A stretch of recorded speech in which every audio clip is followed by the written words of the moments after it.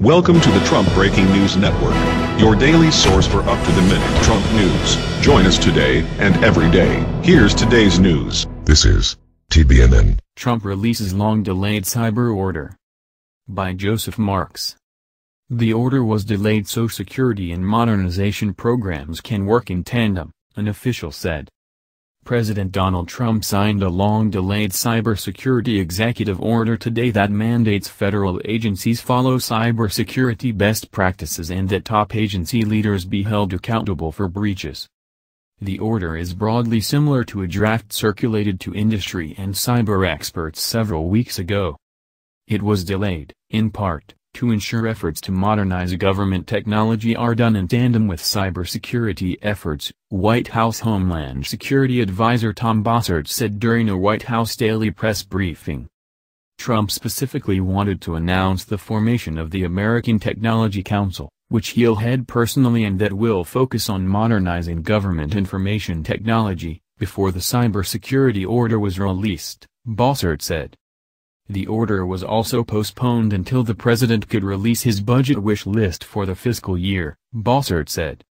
That budget includes funding hikes for cybersecurity components at the Justice Department and FBI and for the Homeland Security Department, which is the government's lead civilian cyber agency.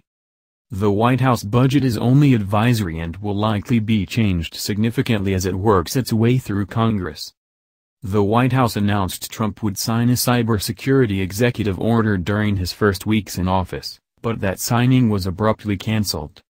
We've sometimes been criticized for doing things too quickly and now we may be criticized for doing things too slowly, Bossert said, adding maybe I'm right in the middle of the sweet spot. Industry's initial reaction to the order was muted with several companies and associations saying they looked forward to reviewing it. One key consideration for the order's effectiveness will be the extent to which Trump follows through on his promise to hold agency heads accountable for security lapses, John Bambenek, threat intelligence manager for the cybersecurity firm FITIS, told NextGov. If you're not going to face any real consequences, why would I spend time and money on this? Bambenek said. If the answer is the president can fire me while I'm addressing my employees and they see the news of me being fired on the TV behind me, that's kind of a motivator. In large companies, although the CEO is not a cybersecurity expert, he or she is ultimately responsible for implementing a cybersecurity plan that mitigates risk to the business, McAfee Chief Technology Officer Steve Grobman said.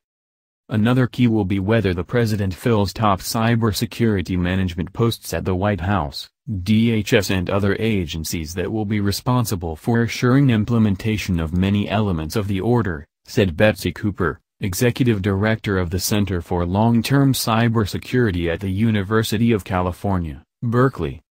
The order urges government agencies to share more IT infrastructure, such as financial and human resources systems, which can save money as well as make cyber protections easier to implement. Shared services will be a major component of government IT modernization, White House Cybersecurity Coordinator Rob Joyce has said. The order also requires a series of reports to the White House on topics including cyber protections for critical infrastructure, such as dams and energy plants, gaps in cyber protections for the electrical grid and marketplace transparency in the cybersecurity industry. Another report will focus on the scope and sufficiency of efforts to educate and train the American cybersecurity workforce of the future, including cybersecurity-related education curricula, training and apprenticeship programs, from primary through higher education. Former White House Cybersecurity Coordinator Michael Daniel described the order as largely in line with Obama administration cyber policy and as more of a plan for a plan, though the reports it requires are good ones to have. In general, I don't see anything unusual or that really goes in a different policy direction, Daniel said. That's the news. Join us here every day. Be sure to subscribe and click the bell. See you next time. This is TBNN.